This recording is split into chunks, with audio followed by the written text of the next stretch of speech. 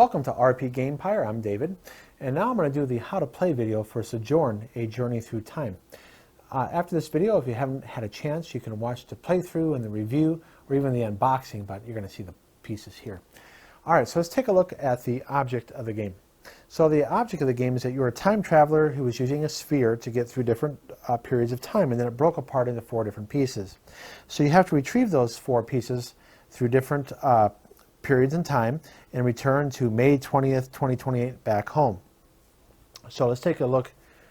You're going to find these time fragments to 4 pieces in the destination deck here.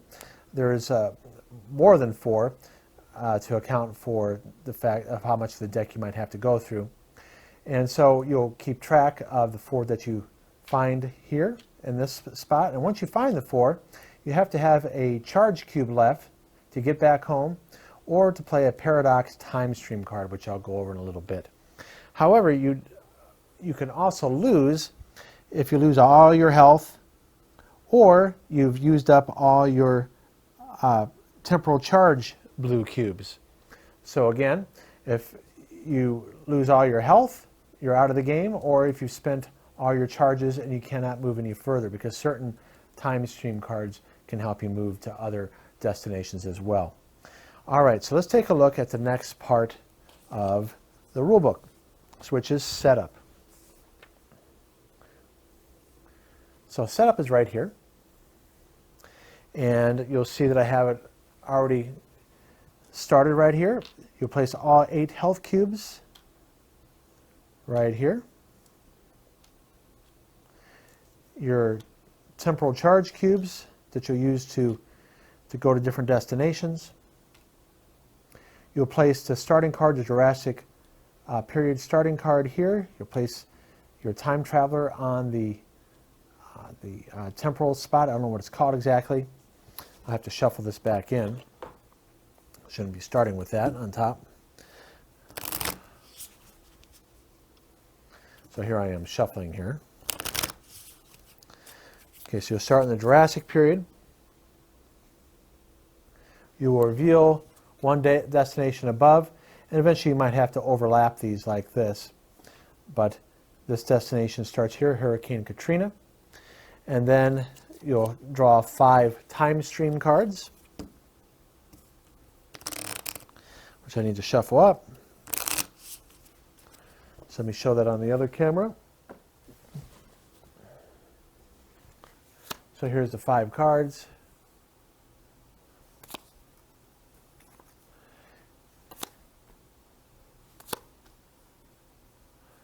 Let me get it in the camera here better, because I'm doing this as we're playing. So you'll see there's duplicates. I'll go over what some of those functions are here in just a moment. So that is the setup. Let's take a look what's next in the rules here. Let me find that here real quick. See, I'm going through the rules for you, so that way, if you're following along, you can see how I would teach the game, not necessarily in the order that is presented in the rules. All right, so on this page is where you get the turn order, the gameplay. So you have 3 options on your turn. You can play 1 or more Timestream cards from your hand. So that's this right here. This right here. You can play any one of these cards. You can play even more than 1. You can open a new destination by spending a charge. So I can just spend one of these, keeping in mind that if I lose all these charges or my health, I'm out of the game. So it's not necessarily a good idea to spend these. But if I do need to open up another destination, it would go over here. Oh, see, I already know I'm going to get a time fragment in the next one.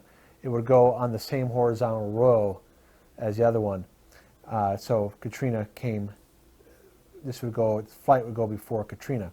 So now I would have a choice to go to either one of them. So let's say I did do that. And then the other one, of course, that you can do is, because in order to find the fragments, you got to go to destinations. So we'll get to that in just a moment. So once you've, now that you know how the 3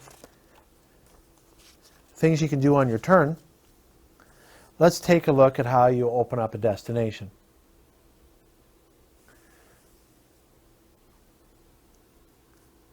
So as I already mentioned that you can spend a temporal charge, a blue cube, which I already modeled.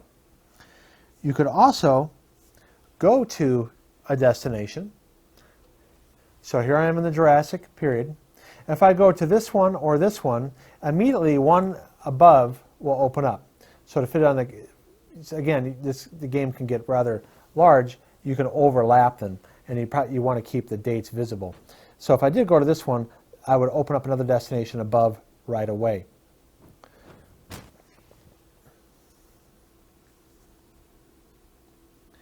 Now, as you saw, I drew a temporal fragment. You place it underneath the new destination. And sometimes, I'll put the green cube on here to remind me, in case I forget where the time fragment is. The only problem with doing that is that there are more than 6 time fragment cards. So you might not have enough cubes to do that. But in this case, I'll be able to remember that. So I'm just going to put it off the side. Even though the rules say to put it underneath the card, it's actually right here. Okay, again, the object is to get these time fragments. So let's take a look what's next.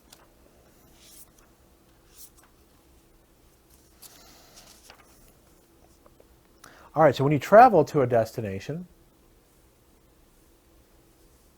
you need to know what these icons mean. So let's take a look at the destination I just went to. Now there is some strategy here. If you look at, I could have went to this one or this one.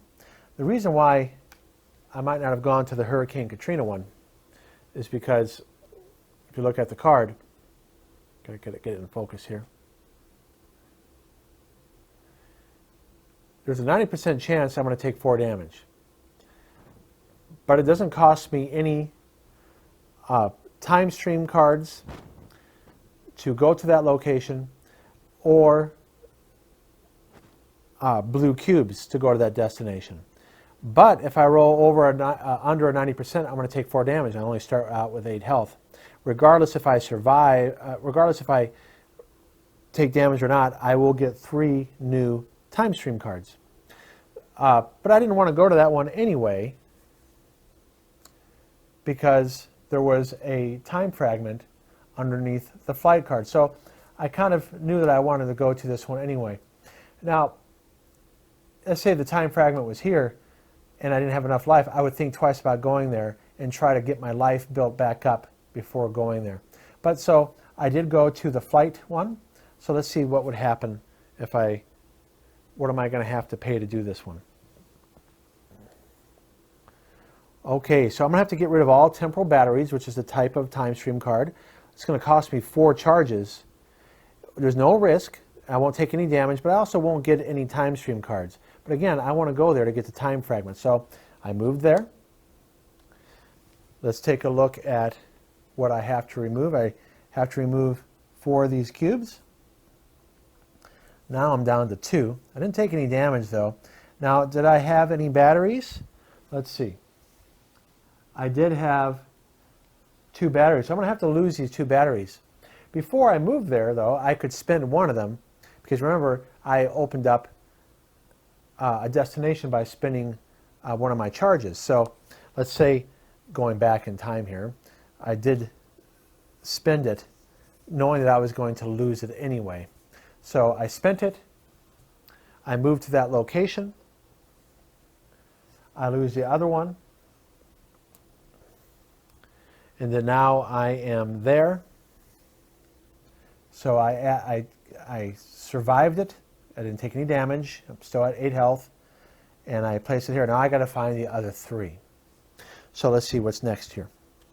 Oh, so I should model real quick. If I did go to let's say on the next turn, I decided to go to the German invades Poland. So I look at the card here.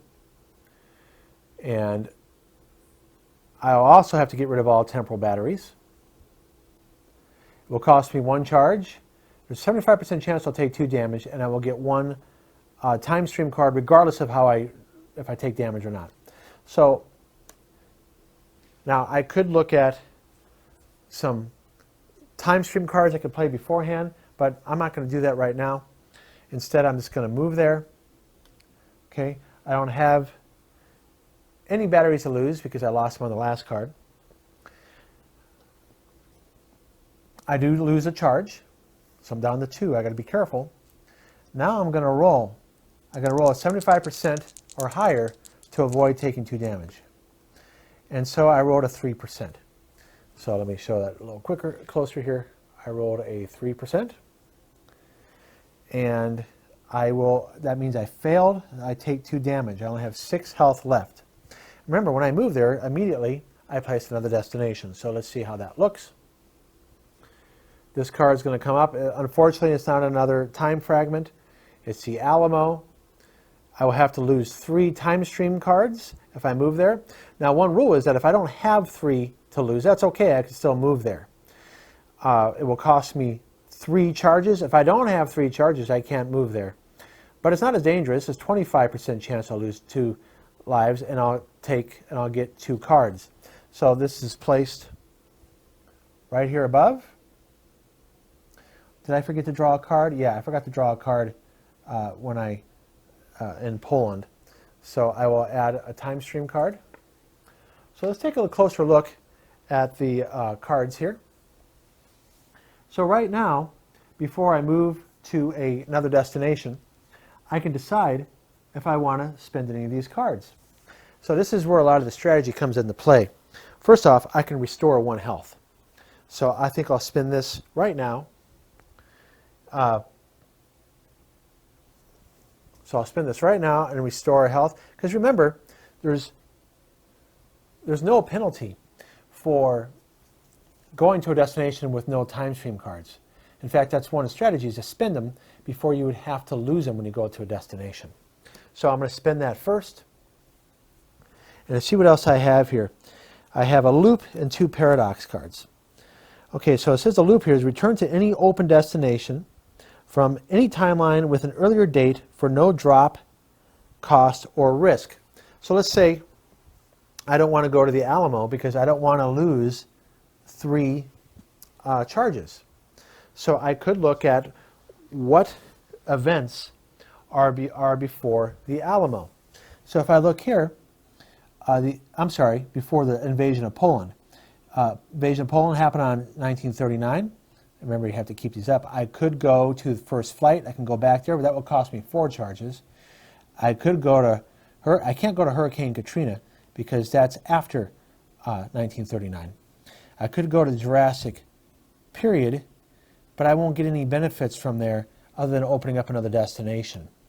So is it really worth going the first flight? No. So I'm not going to spend this loop card.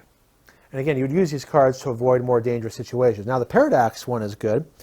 I can travel to a destination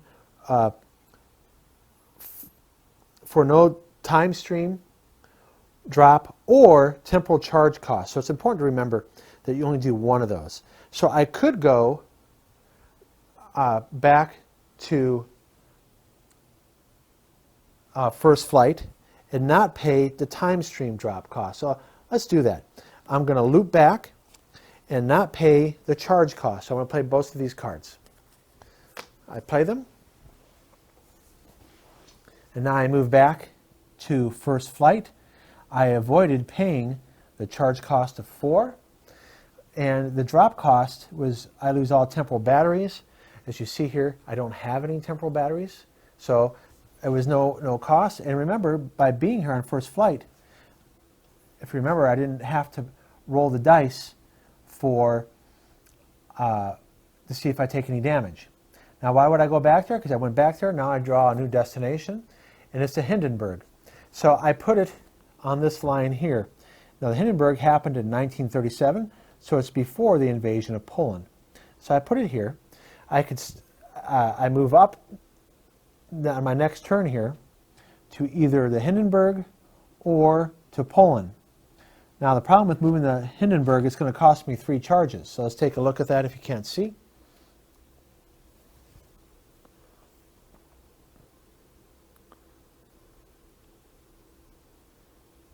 I have to drop 3 cards. It will cost me 3. 25% chance I'll take 1 damage and I'll gain 1 card. So if I look here, I was hoping for a better destination card. I could still go back to Poland and take 2 damage perhaps. Now I do have this Paradox card. I could go to the Hindenburg. You know, in fact, that's what I'm going to do. I'm going to spend this card, go to the Hindenburg space, and then move, move here, not pay the charge costs. So I spent that card. I have to drop, if I have them, 3 cards. I have no cards, so that was a good move for me. And it's only a 25% chance that I'm going to lose 1 health. And I rolled a 98, so I lost no health. Now I get a new card. So I draw it here. Let's see what it is. And it's another Paradox card, which is great because now I can go onto a spot without paying the drop, the Timestream drop, you know, the blue cube cost, or, I'm sorry, the Timestream card cost or the blue cube cost. So I have another one of those cards. Again, remember, I go to a destination, I draw a new destination. So here we have Vietnam, and that card